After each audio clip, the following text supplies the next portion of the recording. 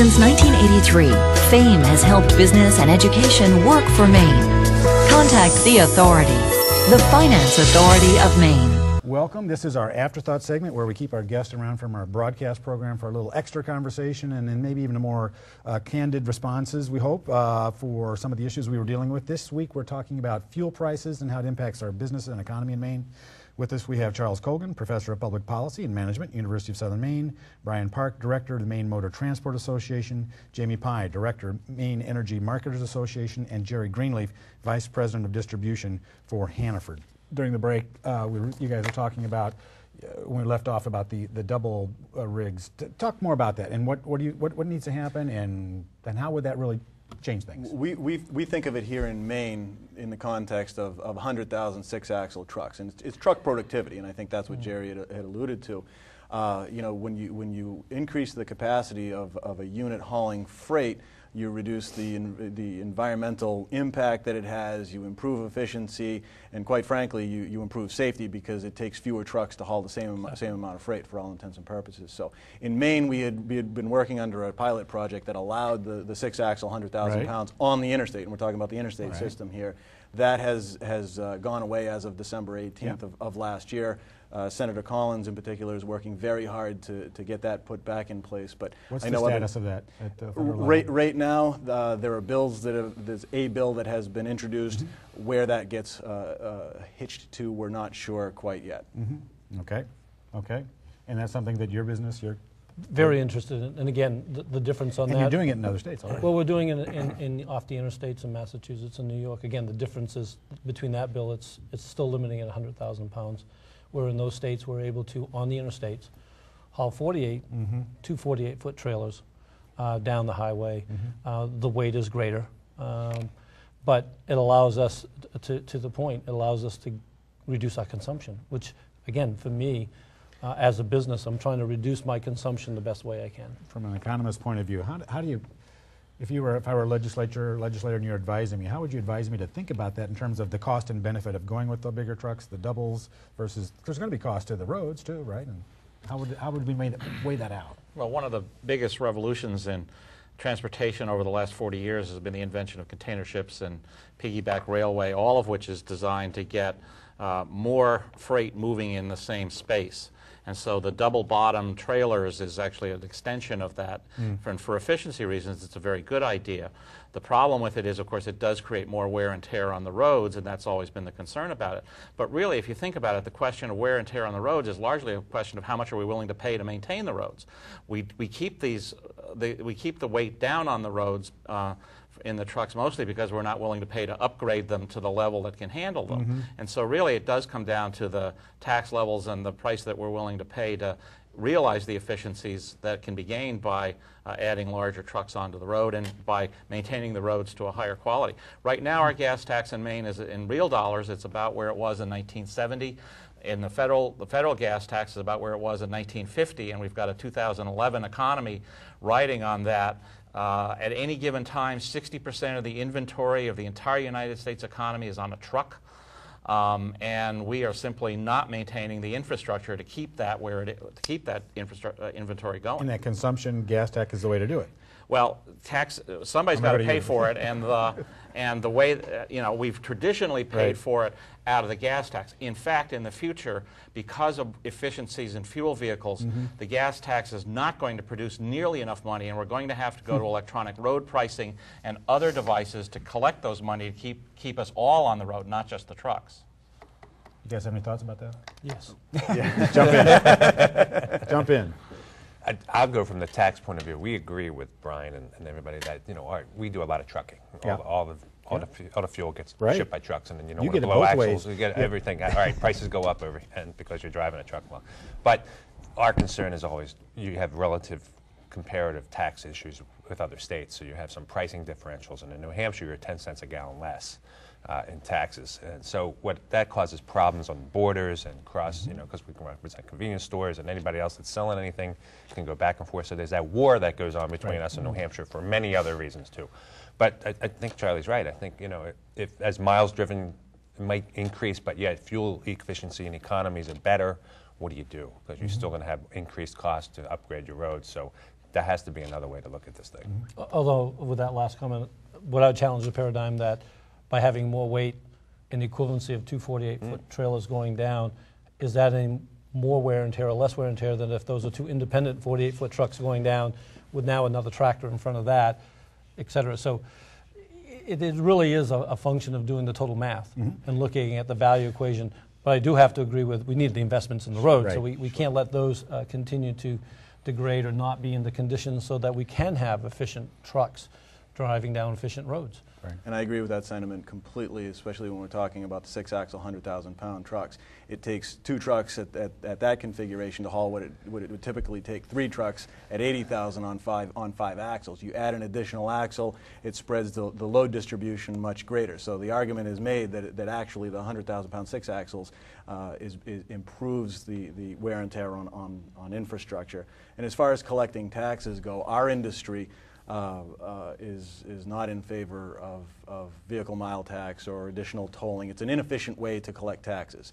If we need to have a debate, and we do need to have a debate, we have a debate every day on what the appropriate funding level is for the highway fund, and we believe that diesel tax and gas tax are the way to go. Cars are getting more fuel efficient. With the different iterations of the heavy-duty diesel engines, there was a period of time where efficiency suffered in those engines. It's now slowly improving. So, and that was to improve emissions controls. So there was a benefit to it. That those engines cost about $10,000 more than do pre-2007 engines. But if efficiencies keep increasing, and that the actual tax can be correct. Because of that, something's going to have to make that. And my only point was cars. Your roads aren't going to be absolutely. Cars are improving efficiency at a much greater level than trucks are. All right. Okay. So. Okay, but I mean, we still have to be able to. Is this a classic kind of small state issue too, where we have to have the roads and a broad? You know, we're really far flung as well. We have to have the roads to be able to have the economy, but then we don't have the tax base to make it work for us. Is that part of the issue, Charlie? Part of it. I mean, we, New Hampshire's gas tax is less because it has fewer miles of road to maintain. Many of them are in the denser, much more densely populated southern part of the state. Their rural area is only 1/10 the size of our rural area. And their roads aren't in all that great shape either, by the way. But yeah, I mean, how we're going to pay for the infrastructure on which we travel is, in fact, a really serious question. If we're all going to be driving Nissan Leafs, the gas tax is not going to be much good. And we're really going to have to think about how we pay for roads, both from the car's point of view and from the truck's point of view. And we're really going to go back to where we were in the 1950s when we were arguing about payments and tolls on the interstate system, when we're going to have to kind of rethink the whole basic idea of how we're paying for our road-based transportation. Aside from the infrastructure question, aside from the economic efficiency question, there's also the question of our use of petroleum. Right. Let's give one cheer for high gas prices. They're the only time that we really pay attention to these efficiency issues on a sustained basis. And so there is, we need, in the absence of a commitment to really making a long-term, serious shift from hydrocarbon fuels to something else and gaining efficiencies, we basically are relying on these market spikes to give us the market incentive to do something. I mean, that's classic economics there. So that you want to reduce consumption, let the price jump really high. It'll work out a way to reduce it. That's why. And spurs innovations too. However, it does then you have to take care of that tax policy. And the other side of it, the other side of the market is the price comes down. We get to where we were in 2009. Everybody says gas is down to $2.50 a gallon. Right. Whew, boy, that's over. Right. I can go back to buying my big SUVs. Yeah, sure. I want my Cadillac Escalade, thank you very much. Okay, I want to ask another question about kind of the ripple effect of prices. In Hannaford, I mean, you'd be a great one to speak to that. I mean, these prices are there, and once again, it's kind of classic economics. You have to pass that on to the consumer at some point. How do you, when you look at that in terms of your total pricing for all the other things that you do, how does this figure into this? Well, earlier Charlie had talked about, one is it's not easy to do. As you have a reaction at the pump and the price just goes up because something spurred it up. It's not instantaneously that you bring prices to the consumer. It's really and that's why I always go back to, it's really about the strategy you bring. And by having an investment strategy around improving your fuel efficiency, reducing your cost to mitigate those, allows you to bring that lower price to the consumer. That's what we try to strive to do. The challenge on that, it's those impacts are happening outside of our own fleet. It's the trucks that come into the state of Maine that bring that cost. So, but when you look at what the consumer buys, fuel is probably less than 1% of the total cost of goods on there, because if you think about the cost of product is 80 to 90%, and then you bring in the cost of distribution, transportation. Well, actually, it's probably about more than 90%, and Charlie probably knows the numbers better. But it's really the cost of the goods getting to the shelf. I mean, that we actually sell is the highest. Well, you know, the other question I have about that too, for all of you, then is it's about consumer confidence. And once again, consumer-driven economy. What's the magic number? When gas hits X, is that when it starts having that psychological impact on consumers, which really ripples through? I mean, then the ripples become waves, I guess. What is there a magic number? I know what mine is. How about you?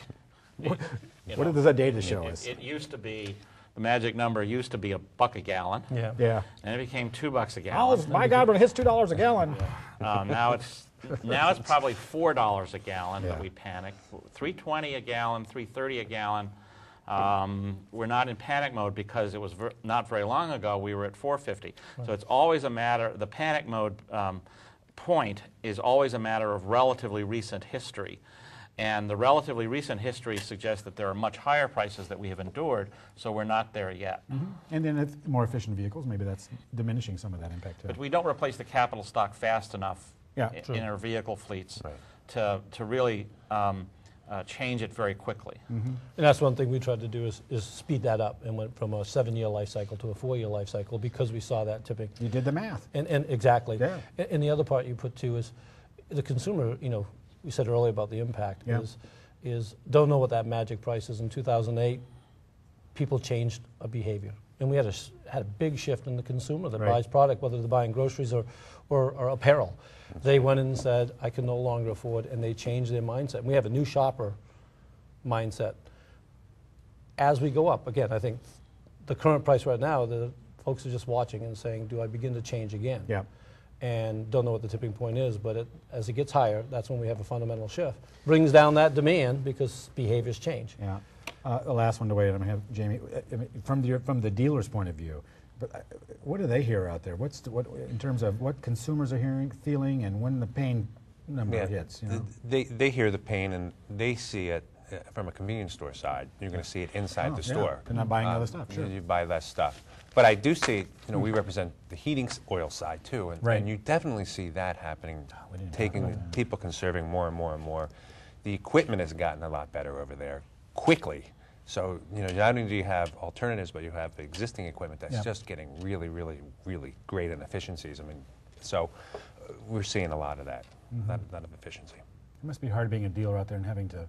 You got the mobile sign up there, and they think you are mobile oil, and they just want to beat you up and say, I'm really not mobile. Well, and I'm not big oil. We had to do that with the BP sign. We didn't have a lot of BP stations in the state of Maine, but this summer the whole BP thing got a little bit out of control, and there were people boycotting. You're like, well, wait. You're not boycotting BP. You're boycotting the local owner. So. It's easier to predict Middle East peace, I think, than it is the next kind of BP disaster or Katrina. You know, okay, we're going to have to wrap it right there. You economists haven't figured out how to do that. You had the hurricane factor, things like that? No, the way we usually put it is, you know, this is our forecast, barring a war in the Middle East, a hurricane, or another big oil spill. All right. Disclaimers. Right. Okay. All over the place. Speaking of disclaimers, we're going to stop right there. Thanks. I appreciate it, and thanks a lot.